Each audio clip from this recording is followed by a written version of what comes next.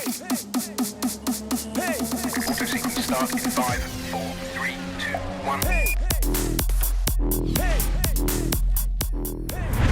1. Welcome to today's digital masterclass. Joining me today, I've got all the Browns. I've got Andrew J. Brown, Creative Strategy Director, Joe Brown, Senior Social Media Manager, and Becca Knott Brown, Treasure, who's our Head of Strategic Planning. And today, the title of today's masterclass is Thumb Stopping Creative for Social Media. So, what we're going to talk about? Well, we've done a couple in the kind of run up to this around how kind of social media has been changing, and we've talked about, you know, different formats and those kind of things. But I think today we're going to go exploring into a slightly different area, and it's probably the area that is the kind of least understood, which is kind of more of the emerging areas within social media, but they're probably the areas that are going to be most important. The pandemic has kind of accelerated and changed a lot of things, and one of the things that it has accelerated and changed, and probably, you know, I don't think anybody's expecting this really, although some of the signs might have been there, but to kind of get back into a new phase of social media where it's kind of more about involvement and community and engagement, but it's now starting to creep over into how the brands are behaving as well. So, you know, you've kind of now got this model really within social media where you've got this kind of pretty well evolved and well understood model at the top for creating awareness, and actually a pretty evolved and well understood model at the bottom for retargeting and performance marketing and conversion metrics at the bottom, which leaves us back with the kind of messy middle, which is the world of how people investigate, they discuss, they discover, they share their experiences, and this is becoming really, really important for brands. So I guess it takes us into starting to work out, well, what is this world? What do we need to do? What do we need to make? How do we need to manage this? And how do we need to plan it? And I guess the kind of starting point for that is really to talk about content marketing and kind of building communities. The first point to talk about is, you know, what's the point of it really, and why should brands be thinking about content marketing? I think kind of, Paul, you said that I think we're in a world now where we're very used to our kind of top of funnel awareness, you know, be that using things like social to do that, or even your kind of above the line, you know, whether that's TV or out of home or whatever, getting that kind of awareness with consumers. And then I think we're all very happy in that kind of bottom funnel, a bit more kind of performance based, really kind of driving that action. But like you said, it's that bit in the middle that I think a lot of brands struggle with. And I think, you know, what we're seeing a lot of as well is, you know, that investigation, discovery, but also relevancy as well. I think, you know, a lot of brands really, really struggle to drive relevancy through very, very top of funnel and relevancy through very bottom of funnel. So I think that kind of mid place is perfect for that. And social, you know, is really, really good for doing that, because you're able to do it continuously. And I think, you know, when you're thinking about really, you know, very kind of high level brand awareness, you tend to be doing that with one big hero piece that you'll, you know, put big boosts of media behind. Like I say, whether that's a video that's on YouTube or whether that's a TV advert, you're probably not going to be creating loads and loads and loads and loads of bits of content. So as a brand, it can be very difficult to drive relevance through that way. Same with bottom of funnel. You might producing lots more content, but it will have a very strong call to action to buy or, you know, to go somewhere. Whereas, you know, you're not really driving that relevance with an audience. So that kind of middle bit is really where I think social comes into its own. I think it's about kind of finding what your audience are interested in. And that's kind of, you know, when you find those areas, that's when you can start this kind of relevancy driving and really thinking about what are the crossover points for your brand and what your audience are interested in. We use a bit of a model, which we call the content flower, which I'm going to try and describe this without any visuals. So we'll see how good I am at this. So if you imagine in the middle of your flower, you've kind of got your brands and what's very, very close to your brands. Then you've got your petals around the outside. And the way we model that is your kind of petals are really what your audience are interested in. And it's really about finding that intersect, that crossover between those two things, to think about what your brand has authority to talk about and kind of feels natural to talk about, but then also what your audience are interested in, and that's where you're going to find your relevancy. And, if you're I don't know, Fairy Liquid or a washing up brand or whatever, you might not have a lot to say about your brand the whole time because it's fairly kind of obvious what you do and what your benefits are. But understanding those areas that your audience are interested in, whether that is, I don't know, being home proud or, even cooking or things like that for Fairy Liquid, that's where you can start to build out what are those interesting content topics and what are those things that you've kind of got remit to talk about, but actually your audience are interested in. And I think probably if you've seen me on one of these masterclasses before, I think my catchphrase is probably it all starts with insight. So how do you find those content areas rather than plucking them out of thin air? And, everything we do, including all our creative, is really rooted in insight. So we'll look at things like, own data, looking at your social analytics, but also your website analytics, search data. So things like Google Trends, Answer the Public are free tools that people can use, but then also kind of diving into SEO tools that can give you some really good analysis of what kind of things people are interested in, social listening. And then there's a load of really other great free tools out there, like Facebook Audience Insights, YouGov Audience Explorer. And then, if you're maybe working for an agency or you're kind of going into that next level of insight and data, something like YouGov Profiles, again, can really help you understand what those content topics are.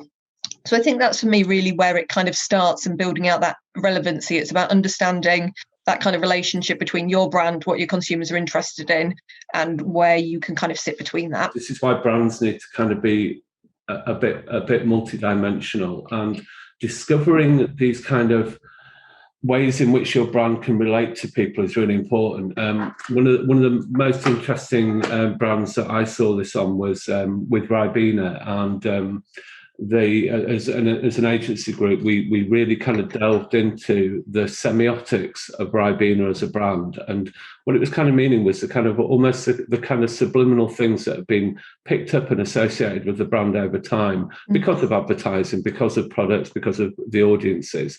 And actually it came to this kind of really clear set of stuff about kind of being quite quirky, but kind of a quirky attitude to life. So there's a lot to do with the outdoors and the countryside, and things like picnics and these kind of things. And suddenly you started saying, okay, there is this stuff that's really close to the brand that we actually know that our audience is interested in as well. And therefore you can suddenly go from what is kind of could be seen as quite a one-dimensional thing that is basically a drink that's you drink when you're thirsty, to suddenly it's a brand that can talk and be active in other areas.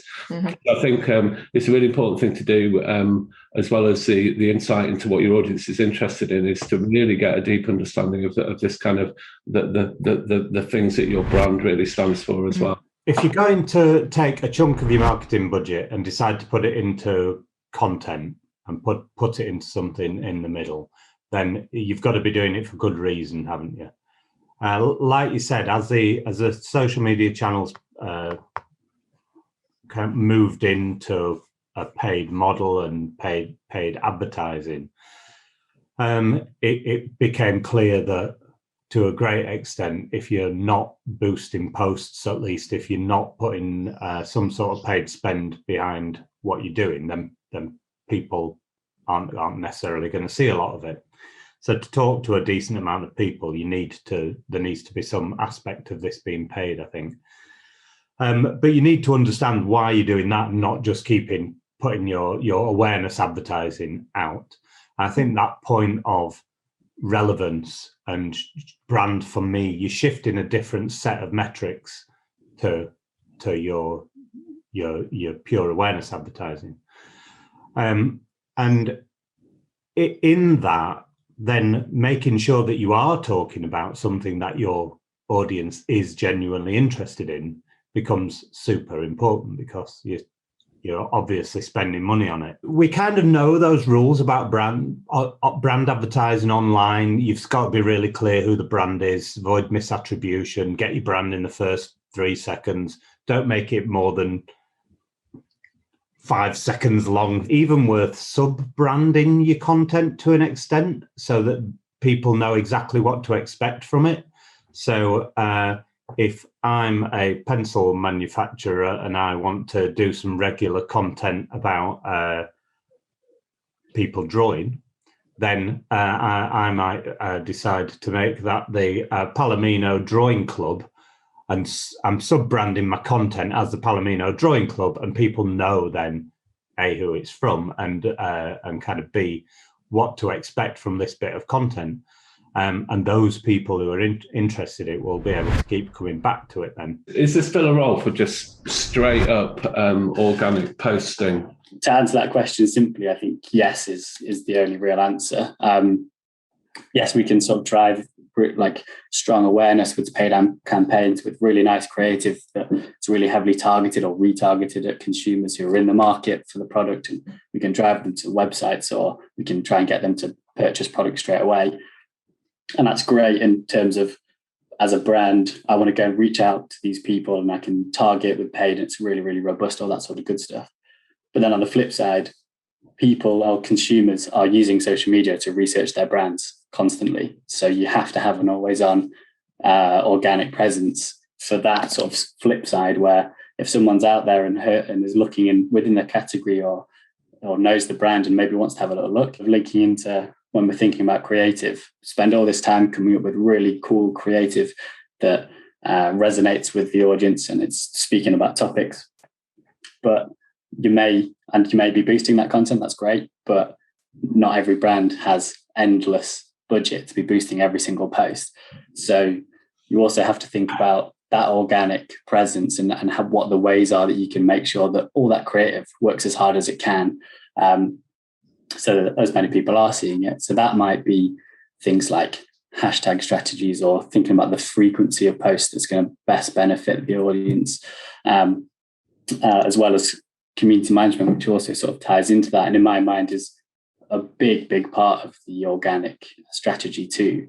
So it's all about obviously creating really good content that speaks to the audience. The creative is great, but also on the flip side, making sure that we understand each platform and we understand all the organic ways that we can really make sure that it's optimized and it sees the highest number of people see it, but it also resonates with the audience. Facebook groups are trying to create platforms that will spark conversations.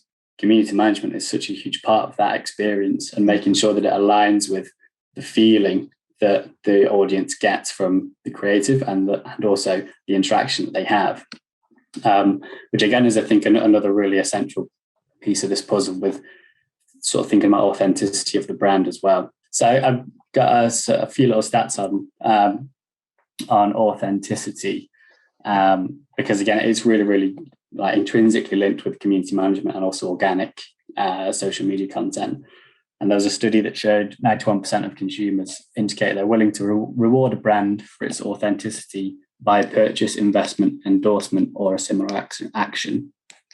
And brands that communicated authentically increase their ability to attract and keep customers and ultimately build stronger businesses.